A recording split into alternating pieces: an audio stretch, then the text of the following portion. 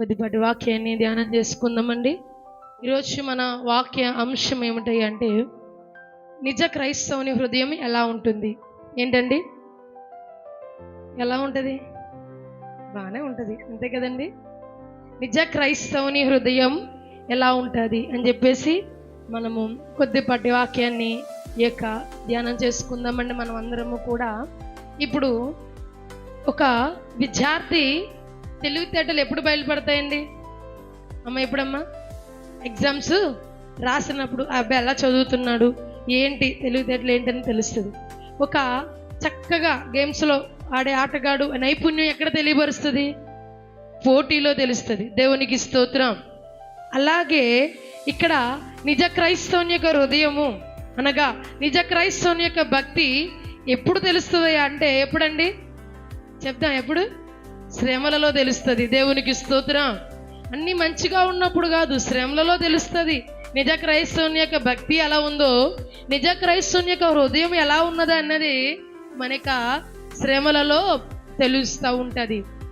ఇక్కడ మనము ఇశ్రాయేల్ అరణ్య యాత్ర గురించి ధ్యానం చేస్తుండగా ఇశ్రాయేల్ అందరూ ఎక్కడ చేరుకున్నారని చెప్పానమ్మా నేను? సీనాయి పర్వతం దగ్గర. దేవునికి స్తోత్రం. ఎక్కడండి? సీనాయి పర్వతం దగ్గర వారందరూ కూడా ఉన్నారు. ఇశ్రాయేల్ ప్రజలు అందరూ కూడా ఉన్నారు. ఆ సీనాయి పర్వతం ఒకటి నేర్పించింది. అక్కడికి వచ్చిన తర్వాత ఏంటి అంటే మనము నిజమైన భక్తి గల వాళ్ళు ఎలా ఉన్నారో, నామకార్థక భక్తిగా నిజమైన క్రైస్తవుని యొక్క హృదయం ఎలా ఉంటుందో, నామకార్థ భక్తి గల హృదయం ఎలా ఉంటుందో అనేసి ఆ సీనాయి పర్వతం అద్భుతంగా వివరించింది. ఈ మధ్యాహ్న కాల సమయమందు నేను తొందరగానే ముగించేస్తాను, ఇబ్బంది ఏమి ఉండదు. దయచేసి అందరూ వాక్యాన్ని విందాం. ఇక్కడ 4 రకాల వ్యక్తిత్వాలను మనం చూద్దాం. దేవునికి స్తోత్రం. ఎంతమంది అండి? 4 రకాలు చెప్పాలి అంటే, ఒకటి, అక్కడ ఎంతమంది ఉన్నారు? ఇశ్రాయేల్ ప్రజలు. ఒకటి గుర్తుపెట్టుకొని జాయిగా, నేను అడుగుతాను మళ్ళీ చెప్పాలి. సీనాయి పర్వతం దగ్గర ఉన్నవారు ఎంతమంది అంటే ఇశ్రాయేల్ ప్రజలు. వాళ్ళు ఎంతమంది ఉంటారు? 40 లక్షల మంది. దేవునికి స్తోత్రం. ఆల్దో రకం మనస్తత్వం. రెండవది ఎవరై అంటే తాత్కాలిక నాయకుడిగా ఉన్న అహరోను. రెండవది ఏంటండి? తాత్కాలిక నాయకుడిగా ఉన్న అహరోను. మూడవది ప్రజలకు అక్కడ శిఖరాన ఉన్న మోషే గారికి మధ్య ఉన్న యెహోషువ. నాలుగవది ఎవరండి? మోషే గారు. దేవునికి స్తోత్రం. నాలుగవది ఎవరండి? మోషే గారు. ఎక్కడున్నారు ఆయన? ఎక్కడున్నారు? సీనాయి పర్వత శిఖరం మీద ఉన్నారు మోషే గారు. ఈ ముగ్గురు, యెహోషువ గారేటి, ఈ అహరోను గారు, ఇశ్రాయేల్ ప్రజలు అందరూ కూడా సీనాయి పర్వతం చుట్టూ దగ్గర ఉన్నారన్నమాట. అర్థమైంది కదండి? వాళ్ళ మనస్తత్వాలు, వాళ్ళ వ్యక్తిత్వాలు ఎలా ఉన్నాయి, వాళ్ళ హృదయాలు ఎలా ఉన్నాయి అనే దాన్ని ఈరోజు మనం ఆలోచన చేద్దాం. ఈ ప్రజలందరికీ కూడా ఏ కాలం అంటే వీళ్ళందరికీ కూడా పరీక్ష కాలంలో ఉన్నారు. ఏ కాలం అండి? పరీక్ష కాలంలోని నిజ క్రైస్తవుని హృదయం ఎలా అయితే బయటపడుతుందో, ఒక విద్యార్థి తెలివితేటలు పరీక్ష రాస్తున్నప్పుడు ఎలా అయితే ఆ యొక్క మార్క్స్ వచ్చినప్పుడు బయటపడతాయో, ఒక పోటీలో దిగిన ఆటగాడు ఎలా అయితే తన నైపుణ్యత బయటపడుతుందో, ఈ రోజున నిజ క్రైస్తవుని హృదయం ఎలా ఉంటుందయ్యా అంటే పరీక్ష కాలంలోనే తన భక్తి జీవితం ఏంటి, తన హృదయం ఎలాంటిది, తన ఆధ్యాత్మిక జీవితం ఏంటి అనేదాన్ని ఇక్కడ మనం అందరం కూడా బయలుపరచబడుతుంది. వీళ్ళందరికీ కూడా పరీక్ష కాలంలో ఉన్నారు. వీళ్ళు ఐగుప్తు నుంచి, బానిస బ్రతుకుల నుంచి విడిపించిన తర్వాత ఈ పరీక్ష కాలంలోని ఏం జరిగిందంటే, ఈ పరీక్ష కాలంలో ఇశ్రాయేల్ ప్రజలు పూర్తిగా తప్పిపోయారంటండి. ఏంటండి? ఎందుకని? ప్రతిదానికి ఏమనేవారు వాళ్ళు? అమ్మ ఏం చేసేవారు? సొనుక్కునేవారు, గొనుక్కునేవారు. దేవుడు చాలా క్రియలు చేశారు. ఎర్ర సముద్రాన్ని దాటించారు, మారాను మధురంగా మార్చాడు. ఇన్ని కార్యాలు చేసిన, బండ నుండి నీళ్ళ జలాలు ఇచ్చాడు దేవుడు. అన్ని ఇచ్చినా కానీ చిన్న కార్యం జరగకపోతే ఐగుప్తుని తీసుకొచ్చి మమ్మల్ని ఇక్కడ చంపేస్తావా? ఎంతగా సొనుక్కునేవారు. నీ జీవితంలో దేవుడు చాలా కార్యాలు చేశాడు, చాలా అద్భుతాలు చేశాడు. ఏదో ఒక కార్యం జరగకపోతే, ఒక కార్యం ఆలస్యం అయిపోయిందంటే నువ్వు వెంటనే మన హృదయంలో మన భక్తి జీవితం ఏమైపోతే తెలుసండి, మాట రూపంలో బయటపడిపోతావు నువ్వు. దేవునికి స్తోత్రం. ఈ పరీక్ష కాలంలోనంటండి ఇశ్రాయేల్ ప్రజలు తప్పిపోయారు పూర్తిగా. తర్వాత ఇంకా అహరోను గారు కూడా తప్పిపోయారంటండి. ఎవరండి? అహరోను కూడా, తాత్కాలిక నాయకుడు ఉన్న అహరోను గారు కూడా తప్పిపోయారు. ఎటొచ్చి ఇంకెవరున్నారు? యెహోషువ, మోషే గారు. ప్రజలకి మోషే గారికి మధ్యలో ఉన్న యెహోషువ ఒక మాదిరిగా పర్వాలేదు కొంచెం. కానీ ఈ ముగ్గురు కన్నా నాలుగో వ్యక్తిత్వం చూశారు. చాలా ఈ సీనాయి పర్వతం ఆయన వ్యక్తిత్వాన్ని అద్భుతంగా వివరించిందండి. దేవునికి స్తోత్రం, దేవునికి స్తోత్రం. ఈ సీనాయి పర్వతం మీద మోషే గారి యొక్క వ్యక్తిత్వం, మోషే గారి యొక్క హృదయం, నిజమైన హృదయం, నిజ క్రైస్తవుని యొక్క హృదయం ఎలా ఉండాలో అద్భుతంగా మనం వివరించి. ఇక్కడ ఒక వ్యక్తికి శోధన ఎదురైనప్పుడు తెలుస్తుంది తన వ్యక్తిత్వం ఏంటి అన్నది. ఈ మోషే గారికి చాలా ఎదురైంది. ఏంటి అనేసి అని దాన్ని మనమందరము కూడా ఆలోచించే విధంగా ఉండాలి. దేవునికి స్తోత్రం. ఇక్కడ ఈ ప్రజలందరూ కూడా ఏం చేశారయ్య అంటే దేవుడు చేసిన దానిని కృతజ్ఞత లేనివారు. ఏంటండి? కృతజ్ఞత లేకుండా ఎంతగానో చేసిన మేలులు మరిచిపోయే స్థితి. ఇప్పుడు చెప్పాను కదండి, ఒక శోధన ఎదురైనప్పుడు ఒక వ్యక్తిత్వం ఏమవుద్దంట? బయటపడుతుంది. ఒక చిన్న ఎగ్జాంపుల్ చెప్పి నేను వాక్యంలోనికి వెళ్ళిపోతాను.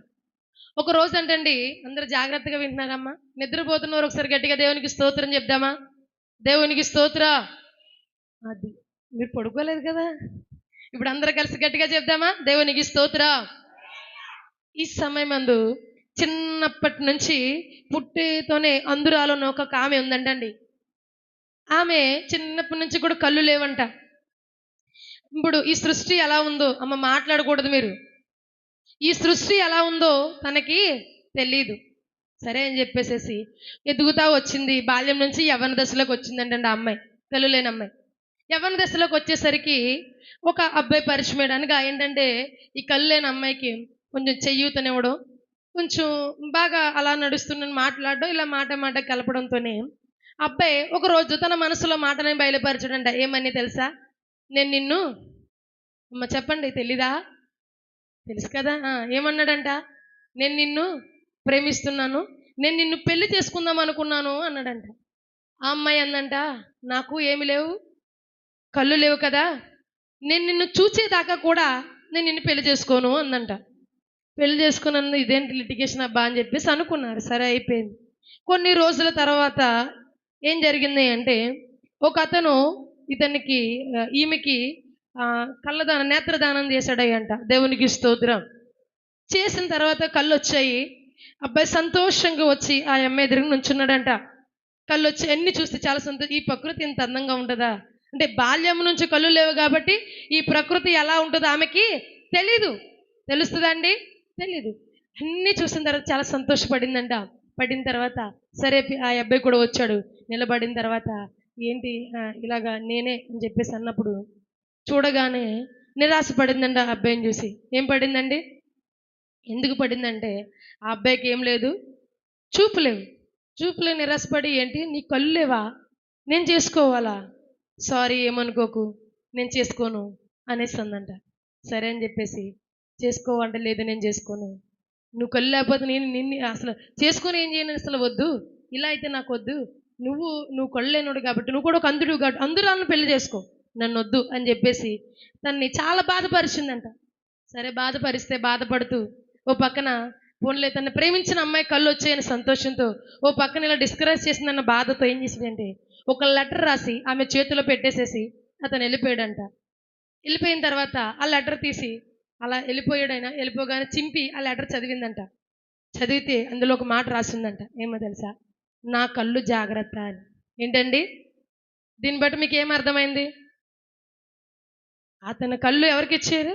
ఆమెకి ఇచ్చింది. ఎందుకంటే నిన్ను చూస్తేనే కానీ నేను నిన్ను ప్రేమించను, పెళ్లి చేసుకోనని చెప్పింది కదా అనేసి అన్నాడని ఇచ్చిన తర్వాత తెర కళ్ళు వచ్చిన తర్వాత ఏం చేసిందంటే తనను దూరం పెట్టి. దేవునికి స్తోత్రం. ఎప్పుడు మన హృదయం బయటపడుతుందో తెలుసా? ఎప్పుడు మన వ్యక్తిత్వం బయటపడుతుందో తెలుసా? పరీక్ష కాలంలోని, శ్రమ కాలంలో ఖచ్చితంగా కూడా బయటపడుతుంది. తన వ్యక్తిత్వం ఎలాంటిదంటే కృతజ్ఞత లేని వ్యక్తిత్వం తనది. వెంటనే చదివిన తర్వాత బాధపడింది, కానీ ఇక మరలా కూడా ఆ అబ్బాయి అతను ఆమెకు కనిపించకుండానే దూరంగా వెళ్ళిపోయాడండి. ఇప్పుడు ప్రయోజనం ఏమన్నా ఉంటుందా అమ్మ? ఉండదు. తన కృతజ్ఞత చూపించుకోలేకపోయింది. అలాగే ఇక్కడ క్రైస్తవుడు కూడా కొన్ని సంఘటనలు మనం ఎదురైనప్పుడు మనలో ఏం చేయాలి అంటే, శోధన పరీక్ష కాలములో మన హృదయం బయటపడుతూ ఉంటుంది. అది దేవుని దగ్గర ఎలా ఉండాలి అంటే, ఒక మంచి హృదయంగా పిలువబడాలి అంటే, ఒక మంచి భక్తి గల హృదయంగా పిలువబడాలి అంటే, మనమందరము కూడా వాక్యాన్ని అనుసరించే వారిగా ఉండాలి. దేవునికి స్తోత్రం. అసలు నిజ క్రైస్తవునికి ఉండే శ్రేష్టమైన గుణాలు ఇక్కడ మనమందరము కూడా ధ్యానం చేసుకుందాము. నిర్గమాకాండము 32వ అధ్యాయం మొదటి వచనం. ఆ ఆ ఆ ఆ ఆ ఆ ఆ ఆ ఆ ఆ ఆ ఆ చాలండి. దేవునికి స్తోత్రం. వాళ్ళకి ఏం కావాలంటండి, ఇశ్రాయేలు ప్రజలకి? అదే దేవత కావాలంట. ఇప్పుడు దాకా సరిపోలేదు వాళ్ళకి. ఇప్పుడు ఏం కావాలి? దేవత కావాలి. 10 ఆజ్ఞల్లో ఒక ఆజ్ఞ ఏంటండి? నేను తప్ప వేరొక దేవుడు ఉండకూడదు, పైన ఆకాశం అందే కానీ దేనిని కూడా పూజించకూడదు, వాటికి నమస్కారం. సీనాయి పర్వత శిఖరమున ఉన్న మోషే గారు 10 ఆజ్ఞల్లో ఒక ఆజ్ఞ. అప్పుడు ఇశ్రాయేలు ప్రజలందరూ ఏం చేశారు తెలిసి ఒప్పుకున్నారు. సరే, మాకు ఈ దేవుడు తప్ప ఏ దేవుడు వద్దు అని ఒప్పుకున్నారు. ఒప్పుకున్న వారు 32 అధ్యాయానికి వచ్చేసరికి ఏమైంది? వారు తన నిబంధన ఏమైందండి? తొలగిపోయారు. దేవునికి స్తోత్రం. ఇప్పుడు మాకు ఒక దేవత కావాలి. అందులో ఒక మాట వాడారు. ఏమని తెలుసా? ఆ మోషే, అమ్మ చెప్దాం, ఆ మోషే ఏమయ్యాను? ఏమయ్యారు ఆయనకి తెలియదు అంటారా అమ్మా? తెలుసా? సీనాయి పర్వత శిఖరమున 40 రోజులు ఉపవాసం ఉండి వారి కోసం అంగలారుస్తున్న మోషే ఏమాయను? చేసిన మేలు, చూపిన కృతజ్ఞత మర్చిపోతున్న ప్రజలు. ఈ రోజున నిజ క్రైస్తవుని హృదయం కృతజ్ఞత గల హృదయముగా ఉండాలంట. దేవునికి స్తోత్రం. అర్థమైందా? నిజ క్రైస్తవుని హృదయం ఎలా ఉంటుందంట?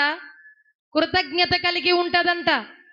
వీళ్ళు కృతజ్ఞత లేని వారు అయ్యారు. ఏమైనా మోషే రాజభవనములో 40 సంవత్సరాలు ఉన్నవాడు ఇశ్రాయేల్ ప్రజల కోసం మిద్యాను అరణ్యంలో 40 సంవత్సరాలు గొర్రెల కాపరిగా మారాడాయన. దేవునికి స్తోత్రం. అర్థమైందమ్మా?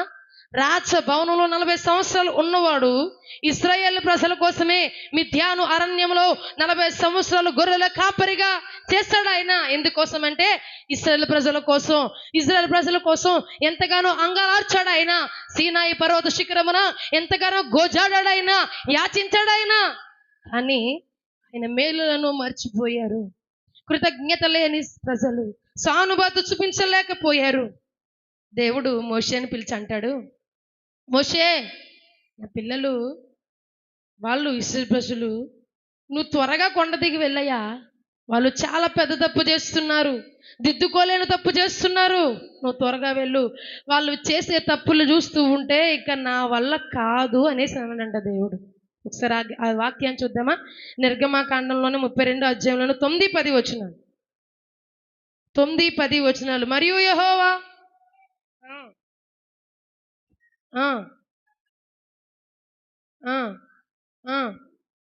అందరి కూడా ఈ వాక్యాన్ని చూడాలి. నువ్వు ఊరకుండము, నా కోపము వారి మీద, నేను వారిని కాల్చివేసి నిన్ను గొప్ప జనముగా చేసేదనని.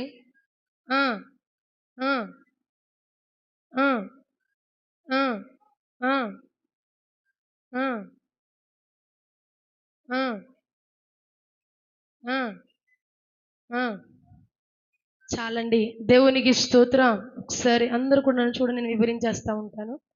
ఇక్కడ దేవుడు మోషేనుకు ఒక మంచి ఆధిక్యత ఇచ్చాడు. ఏమన్నాడు? ఇశ్రాయేల్ ప్రజలను అందరినీ కూడా నేను చంపేస్తాను, నేను వాళ్ళందరినీ చంపేసి నీలో నుంచి ఏం చేస్తానంటున్నాడండి? జనములను తీసుకొస్తాను. ఎవరైనా అయితే ఏమంటారు? అమ్మా సూపర్ ప్రభు, మంచి మాట అన్నావు, ఇలా ఎవ్వరూ ఉండకూడదు, నన్ను హ్యాపీగా ఆశీర్వదించాను, నన్ను నా పిల్లల్ని నా నుంచి జనము తయారు చేయాలి, అందరూ వద్దు చిచ్చి కదండి. కానీ మోషే అలా అన్నాడా? బ్రతిమాలుకున్నాడు. దేవునికి స్తోత్రం. నిన్ను వలె నీ పొరుగు వారిని ప్రేమించిన దేవుని వాక్యం సెలవిచ్చి ఉంది ఇక్కడ. ఎలా అంటే మోషే గారి హృదయం స్వార్థం లేని హృదయం. ఏంటండి? ఒకటి, మనం కృతజ్ఞత, నిజ క్రైస్తవ హృదయం ఎలా ఉండాలన్నాను? కృతజ్ఞత గల హృదయం ఉండాలి. రెండవది స్వార్థం లేని హృదయంగా ఉండాలి. దేవునికి స్తోత్రం. బ్రతిమాలుకున్నారు, వద్దు, అదే ప్లేస్లో మనం ఉంటే గనక ప్రభువా మమ్మల్ని ఆశీర్వదించే పర్వాలేదు అనేసి అనుకుంటాం. కానీ మోషే గారు అలా అనుకోలేదు. అలా అదేంటయ్యా, ఐగుప్తుని నడిపించావు కదా. మోషే గారి హృదయం స్వార్థం లేకుండా అందరూ కూడా బాగుండాలనేనా కోరుకున్నాడు. దేవునికి స్తోత్రం. నిజ క్రైస్తవుని హృదయం ఏం కోరుకోవాలి అంటే అందరూ కూడా ఎలా ఉండాలంట? అమ్మ, అందరూ ఎలా ఉండాలని కోరుకోవాలి? బాగుండాలి అని కోరుకోవాలంట. దేవునికి స్తోత్రం. పక్కవారు బాగుండాలి, అలాగే మనము బాగుండాలి. ఒక మాట నీకు ఒకటి చూపిస్తాను. ఆటో కొటేషన్స్ తెలుసమ్మా మీకు? విన్నారు? ఎప్పుడైనా చదివారా? ఏదో కొటేషన్ చెప్పండి. అందరూ బాగుండాలి, అందులో నేను ఉండాలి. దేవునికి స్తోత్రం. అది నిజంగా అందరూ బాగుండాలి, అందులో కూడా మనము ఉండాలి. బాగుంది. నేను చాలా కొటేషన్స్ చదివాను అన్నమాట. ఈ కొటేషన్ చాలా అరుదుగా చదివాను. అందరూ బాగుండాలి. ఒక్కొక్క ఆటోలో ఏముంటుందో తెలుసా? నాకు బాగా ఏంటంటే, నన్ను చూసి ఏడవకురా, ఇంకొకటేమో నీ ఏడుపే నా ఎదుగుదల పని అని ఉందేటి మన వాళ్ళకి కదమ్మా. ఎవరి పరిస్థితులు అలా ఉంటే వాళ్ళ ఆటో మీద కొటేషన్స్. కానీ ది మోస్ట్ ఇంపార్టెంట్ ఒక కొటేషన్ నాకు బాగా నచ్చింది. ఒకరోజు రాజమండ్రి వెళ్తుంటే నా ముందు ఆటో వెళ్తుంది అనమాట, వెనకాల బండి మీద ఉన్నది. నేను ప్రతిదీ గమనిస్తాను. నేను చదవడం అంటే నాకు చాలా ఇంట్రెస్ట్.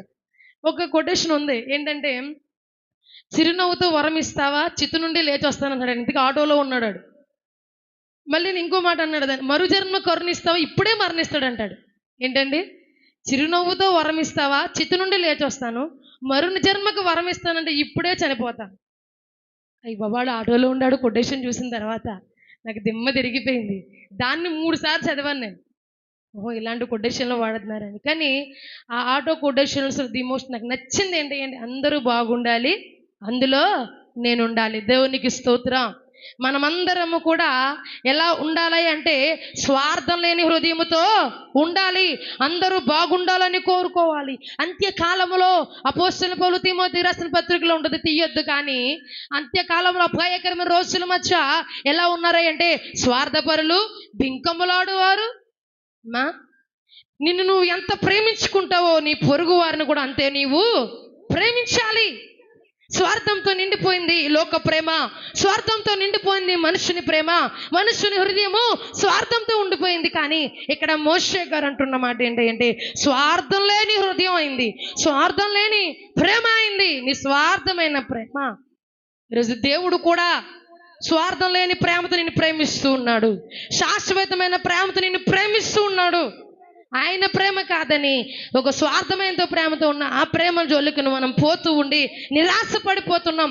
ఎంతగానో వేదన చెందుతూ ఉన్నావు. ఆ ప్రేమ కోసం పరిగెత్తి నువ్వు దుఃఖపడుతూ ఉన్నావు, ఆయాసపడుతూ ఉన్నావు. దేవుని వాక్యము సెలవుస్తుంది, శాశ్వతమైన ప్రేమతో నిన్ను ప్రేమిస్తున్నాను, రా నా దగ్గరికి అంటే, లేదు నాకు ఈ ప్రేమ కాదు, ఆ ప్రేమే నాకు కావాలని తిరుగుతున్నాము. కానీ ఆ ప్రేమ నీకు మిగిల్చేది నిరాశ, దుఃఖమే. అది ప్రతి ఒక్కరు కూడా ఆలోచించాలి. మనమందరం కూడా స్వార్థం లేని హృదయాలుగా మనమందరం ఉండాలి. మోషే గారిలో ఇంకో మాట నేను చెప్తాను. పిస్కా పర్వతం దగ్గర ఆయన చనిపోతున్న రోజుల్లో మోషే గారు తనకు తర్వాత నాయకుడిగా ఎవరిని అభిషేకించారండి? అమ్మా, మోషే గారి తర్వాత ఎవరిని దేవుడు మోషే గారు అభిషేకించారు? చెప్దాం. యెహోషువ. దేవునికి స్తోత్రం. ఎవరినండి? యెహోషువ. యెహోషువ అన్న కడుపున పుట్టిన బిడ్డ? తనకు పుట్టని కొడుకు కాదు, తనకు పుట్టలేదు, తన గోత్రము చెందినవాడు కాదు. మోషే గారికి పిల్లలు లేరంటారా? అమ్మాయి ఎంతమంది? 2 కుమారులు. పేర్లు? దేవునికి స్తోత్రం. గెర్షోము, ఎలియాజరు. 2 కుమారులు పెట్టుకొని యెహోషువను ఏం చేశారంటే మోషే గారు అభిషేకించారు. తన చేతుల మీద యెహోషువ గారి మీద చేతులెత్తి ప్రార్థన చేయగా తన చేతులంతగా వెళ్ళిన ఆత్మ యెహోషువ మీద కుమ్మరించబడింది. అక్కడ డౌట్ రావచ్చు, కుమారులు ఉన్నారు కదా, అది మన ఆస్తి కాదు, మన డబ్బు కాదు, మన ఆస్తి మనం అమ్ముతుంది అనుకున్న తర్వాత ఎవరికి వెళ్తుంది? పిల్లలకైనా బయట వాళ్ళకి ఇస్తామా? ఇవ్వం. మన పిల్లలకి కదా అది.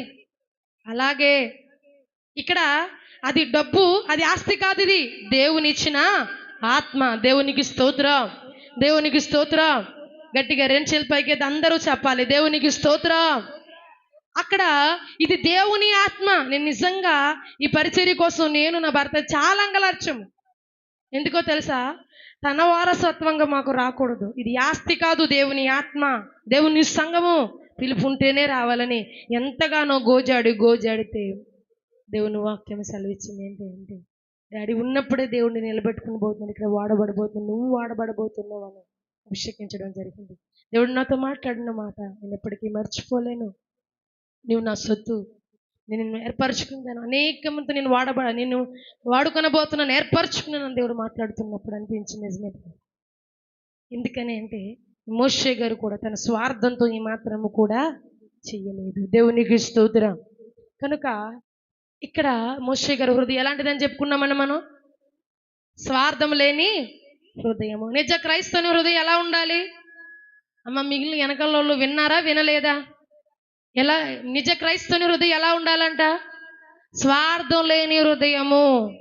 స్వార్థంతో నిండిపోయిన ఈ లోకంలో నిజ క్రైస్తవుడు హృదయం స్వార్థం లేని హృదయంగా ఉంటేనే అని నిజమైన క్రైస్తవుడు. దేవునికి స్తోత్రం. తర్వాత ఇక్కడ రెండవదిగా ఏంటి అంటే మోషే గారిలో నాకు హృదయం ఏంటంటే దేవుని కీర్తి ఘనత కొరకు తప్పించే హృదయం అంటండి. ఏంటండి అమ్మా, విన్నారా? దేవుని కీర్తి ఘనత కొరకు తప్పించే హృదయము. దేవునికి స్తోత్రం. చూద్దాం రండి. నిర్గమకాండము 14వ అధ్యాయము 15 నుంచి ఒకసారి చదవండి.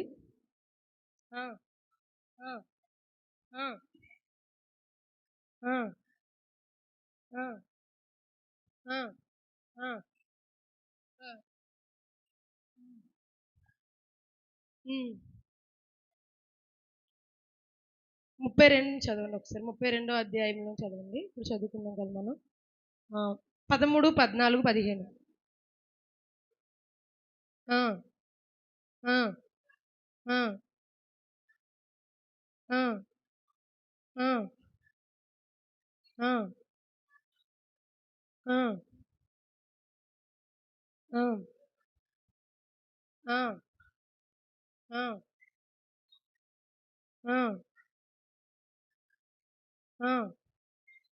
చాలండి. దేవునికి స్తోత్రం. ఇక్కడ ఏంటయ్యా అంటే దేవుడు వారిని ఏమన్నాడంటే ఇశ్రాయేలు ప్రజలను మొత్తము కూడా నేను నాశనం చేసేస్తాను అని అనినప్పుడు ఇక్కడ మోషే గారు ఏమన్నారయ్యా అంటే, లేదయ్యా, నువ్వు ఐగుప్తు నుంచి ప్రజలను నడిపించావు, నీకు కోపం మండనేలా? ఆయన కొండల్లో వారిని చంపునట్లుగా భూమి మీద నశించినట్లుగా కీడు కొరకే వారిని తీసుకుని పోయిరని ఐగుప్తులు ఎలా చెప్పుకొని ఉన్నారు? నీ కోపాగ్నిని మల్లుకొని నీ ప్రజలకు ఈ కీడు చేయక దాన్ని గురించి సంతాపపడము. దేవునికి స్తోత్రం. ఇక్కడ ఏమంటారా అంటే ఐగుప్తీలు ఏమంటారా అంటే, నీవు గనక ఇశ్రాయేలు ప్రజలను గనక నువ్వు పాడు చేస్తే, ఇశ్రాయేలు ప్రజలను గనక నీవు మొత్తం అంతా కూడా నాశనము చేస్తే గనక నీకు కీర్తి మహిమ ఎలా వస్తాయి?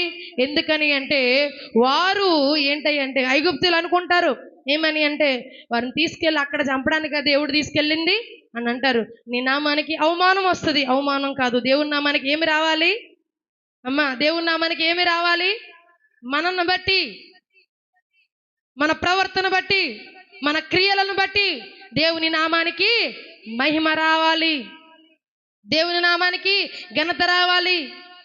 ప్రతి క్రైస్తవుడు కూడా నిజ క్రైస్తవుల హృదయంలో ఉండాలి అంటే నా హృదయంలో నా నుంచి దేవునికి అవమానము రాకూడదు, నా నుంచి దేవునికి ఎంత మాత్రం అవమానం రాకుండా ఉండకూడదని చెప్పేసి మనం అందరం కూడా ప్రతి హృదయం కూడా నా నుంచి దేవునికి ఘనత రావాలి, కీర్తి రావాలి అని చెప్పేసి ప్రతి క్రైస్తవుడు కూడా ఏం చేయాలంటే అంగలార్చాలంటండి. దేవునికి స్తోత్రం, దేవునికి స్తోత్రం.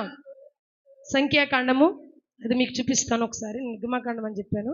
సంఖ్యాకాండము 14వ అధ్యాయము అందరూ తెరుద్దాము. 15వ వచనం నుంచి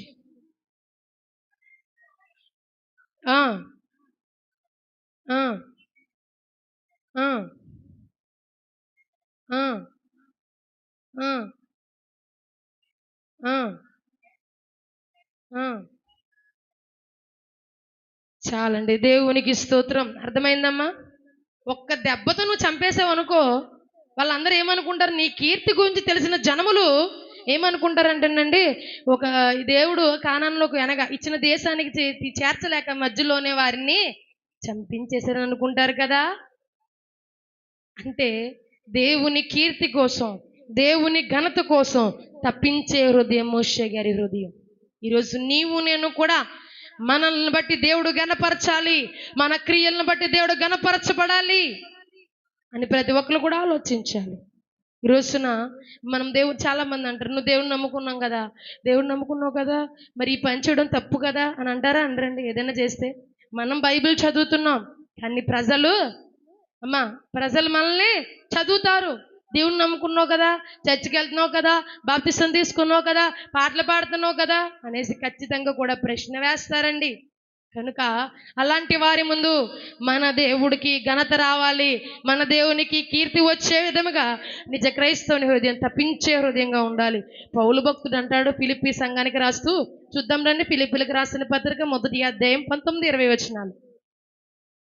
ఫిలిప్పీలకు రాసిన పత్రిక ఆ, ఆ, ఆ, ఆ, ఆ, ఆ, ఆ.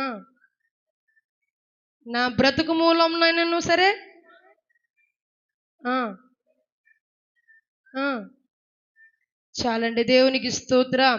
ఏంటండి? బ్రతుకు మూలంలోనైనా సరే, తర్వాత చావు మూలనైనా సరే, బ్రతకడానికి చావడానికి సరే, తన శరీరమందు ఎవరు గనపరచబడాలంట? అమ్మ ఎవరు గనపరచబడాలి? దేవుడు గనపరచబడాలి.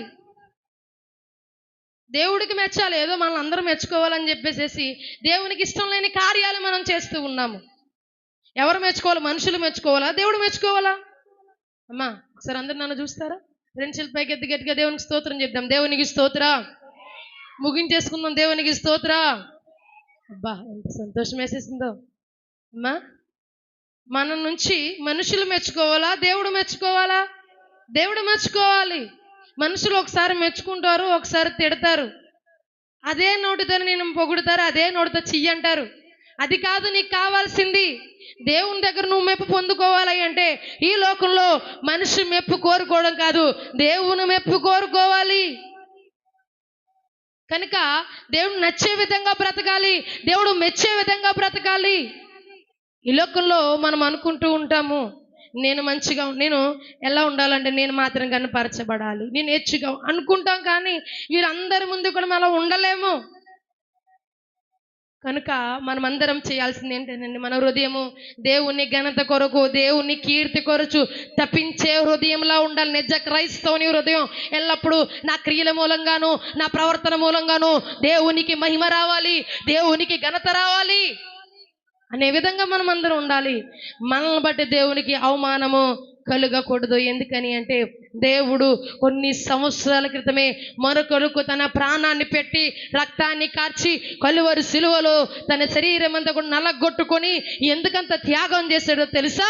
ఈరోజు మనందరం కూడా నశించిపోకూడదని, మనమందరము కూడా నరకానికి వెళ్ళకూడదని తన యొక్క మార్గాన్ని చూపించి నిత్య రాజ్యంలో మనందరికీ స్థానాలు ఇవ్వాలని అంత గొప్ప త్యాగాన్ని దేవుడు చేస్తే, దేవునికి నచ్చలేని పనులు, అవమానం తెచ్చే పనులు క్రైస్తవుడు చేస్తే గనక అది దేవుడు అవమానం పొందితే మనకు కదా అవమానం? అంతేనా కదండి? దేవుడు అవమానం పొందితే మనకు కదా అవమానం? ఎందుకంటే ఆయన నమ్ముకున్నాము, ఇది పట్టుకుని మందిరానికి వస్తూ ఉన్నాము, ప్రార్థనలు పాడుతూ ఉన్నాము, ప్రార్థన చేస్తూ ఉన్నాము, వాక్యాలు వింటూ ఉన్నాము, సాక్ష్యాలు వింటూ ఉన్నాము. దీనిని చేత పట్టుకుని మందిరానికి వచ్చిన నీవు నేను కూడా వెళ్తున్నప్పుడు ఏమన్నాలో తెలుసా? దేవుడికి మహిమ వచ్చే విధంగా మన ప్రవర్తనను, మన క్రియలను మార్చుకోవాలి. ఆయనకు ఘనత రావాలి. అప్పుడు క్రైస్తవుడుగా మనకు కూడా ఘనత వస్తుంది. మనల్ని బట్టి దేవుని అవమానం కలగకూడదు. ఘనత వచ్చే విధంగా ప్రతి క్రైస్తవుడు కూడా ఏం చేయాలంటండి? ఉండాలంట. దేవునికి స్తోత్రం. లాస్ట్ మాట చెప్పి నేను ముగించేస్తాను, సమయం అయిపోతూ ఉన్నది. దేవుని మనస్సు మార్చగలిగిన హృదయం ఏంటండి? దేవుని మనసే మార్చగలిగిన హృదయం ఎవరిది? మోషే గారిది. దేవునికి స్తోత్రం. అమ్మా, దేవుడు అనుకున్నట్టు ఆయన అనుకున్నదే చేస్తాడా, మనం అనుకున్నది చేస్తాడా? అమ్మా చెప్దాం, ఒకసారి మాట్లాడదామా? అందరూ కూడా మాట్లాడదాం. దేవుడు తాను అనుకున్నది చేస్తాడా, మనం అనుకున్నది చేస్తాడా? దేవుడు అనుకున్నదే చేస్తాడు, మనం అనుకున్నది ఎందుకు చేస్తాడు? ఆయన చేయడు కదా. కానీ ఇక్కడ మోషే గారి యొక్క హృదయం ఎలాంటిదంటే దేవుని మనసును మార్చిందంట. ఏంటండి? దేవుని మనసును మార్చింది. దేవునికి స్తోత్రం. అయితే ఇక్కడ ఒక మనిషి మాట దేవుడు విన్నాడు. మనిషి దేవుడు మాట వినాలి, కానీ దేవుడు మనిషి మాట విన్నాడు. ఎంత గొప్ప విషయం అండి. ఇక్కడ ఇశ్రాయేలు ప్రజలు చేసిన పనులను బట్టి దేవుడు విసిగిపోయి వారందరినీ కూడా కాల్చేద్దాం అనుకున్నాడు అని చెప్పాను కదా. ఇక్కడ చూడండి ఒకసారి, సంఖ్యాకాండం 14వ అధ్యాయము. మోషే గారు చేసిన ప్రార్థన, ఎంతలా ప్రార్థన చేశాడు, ఆ ప్రార్థనకి దేవుడు కరిగిపోయాడు. చూద్దాం ఒకసారి. సంఖ్యాకాండం 14, అదే చదవండి, కంటిన్యూ చేయండి. 15, 16, 17 వచ్చిన.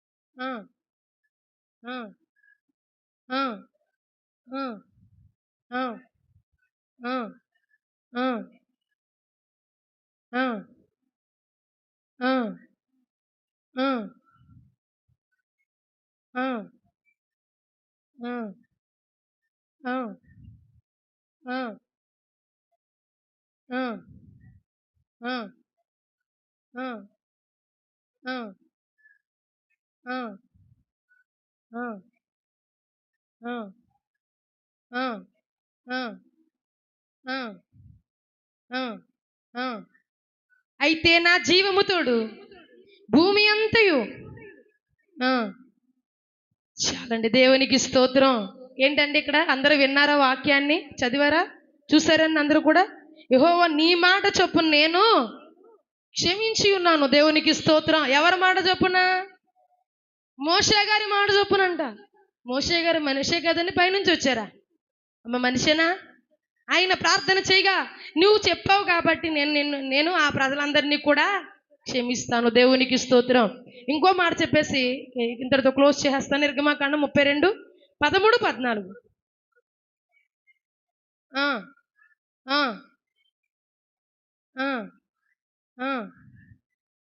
ఆకాశ నక్షత్రం వలె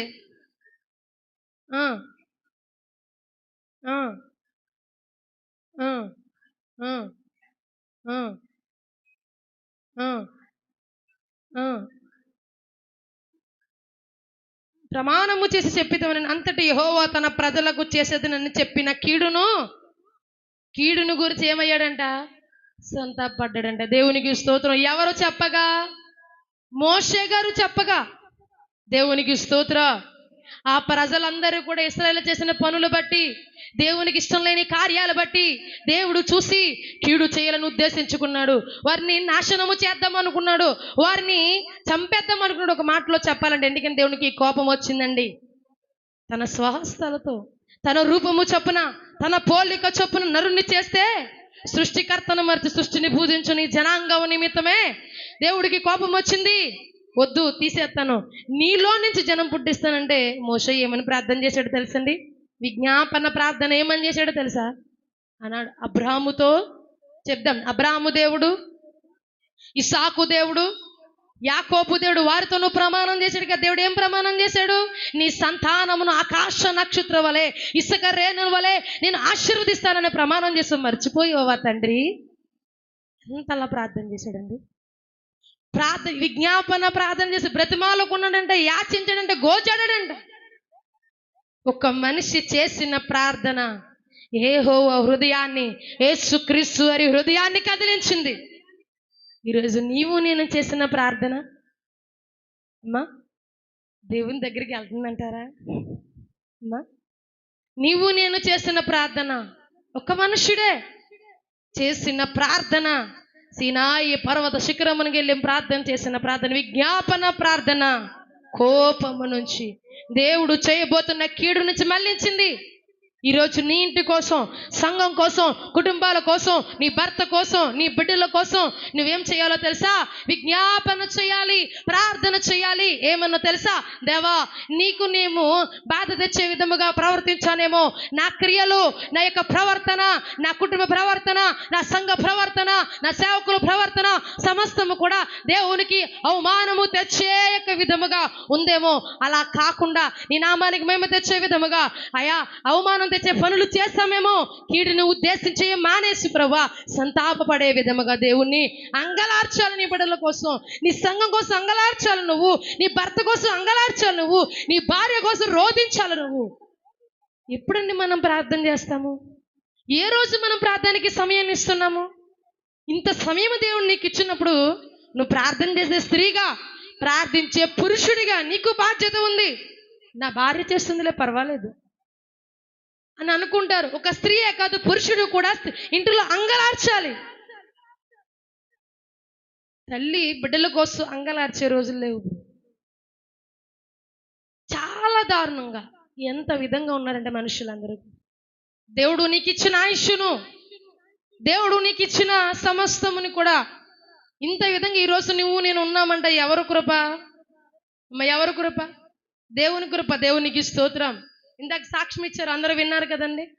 దేవుని కృప లేనిదే మనం ఒక్క క్షణం కూడా ఏమి మంచి, ఆయన కృప మనల్ని విడిచిపెట్టిందంటే ఆ క్షణం మనం ఏమైపోతామో ఎవరికి తెలియదండి. ఈరోజు మన భర్త విషయంలో, పిల్లల విషయంలో, మన విషయంలో ఇంత ఆరోగ్యంగా ఈ విధంగా ఉన్నామంటే దానికి గల కారణం ఏమిటి అంటే దేవుడు మన పట్ల చూపిన కృప. వేకువజామున రాత్రి నుంచి నా కుమార్తె చాలా బలహీనంగా పడుంది. ఎంత జ్వరం అంటే ఉళ్ళు కాలిపోయి వాంటింగ్స్ కూడా చేసేసుకుంది.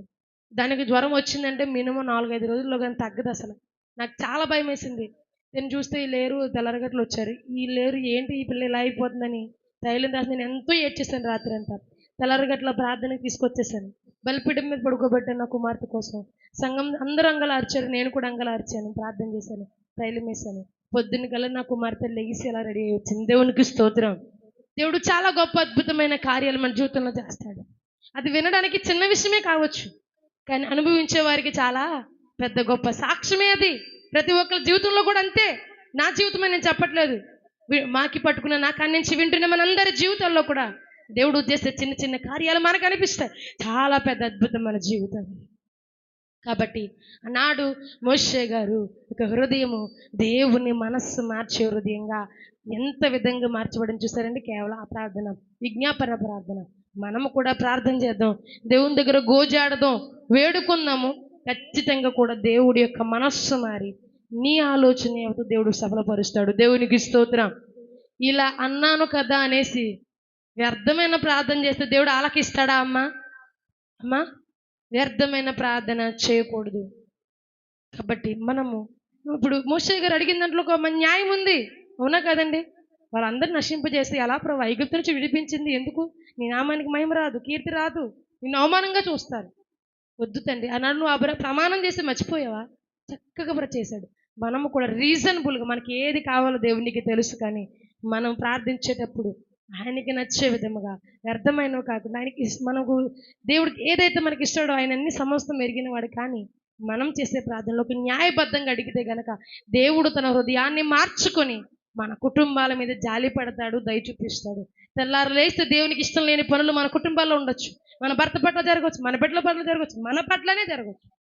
దాని నిమిత్తమే దేవుని దగ్గర ఎప్పుడు అడగాలి, ప్రభువా నా నుంచి ఏదో నీకు ఇష్టం లేని కార్యం ఉందేమో దాన్ని నువ్వు తొలగించు, క్షమించు, జాలిపడు, దయ చూపించు. నువ్వు అడిగినట్లయితే దేవుడు మన పట్ల కీడును ఉద్దేశించాలి, చేయాల్సిందంటే దేవుడు హృదయాన్ని మార్చుకొని బహుగా కుటుంబాన్ని ఆశీర్వదిస్తాడు. అలాంటి కృపతైన దేవుడు మనందరికీ దయచేయును గాక. అందరు లేచి నిలబడదామా? అందరు లేచి నిలబడదాము.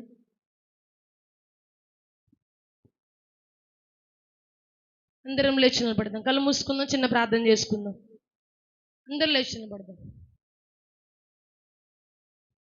కళ్ళు మూసుకుందాం. చిన్న ప్రార్థన. ప్రభువా మధ్యాహ్న కాల సమయం అందు ప్రభువా మీరు జ్ఞాపకం చేసుకోండి. నేను మోషే చేసిన విజ్ఞాపన ప్రార్థన మా జీవితాల్లో కూడా ఉండాలి. స్వార్థం లేని హృదయం నాయన నాకు ఉండాలి. నీ కీర్తి గంత కోసం పరితపించే హృదయం నాలో ఉండాలి. నీ హృదయాన్ని మార్చగల హృదయం నాలో ఉండాలి ప్రభువా. అందరూ కూడా ప్రార్థన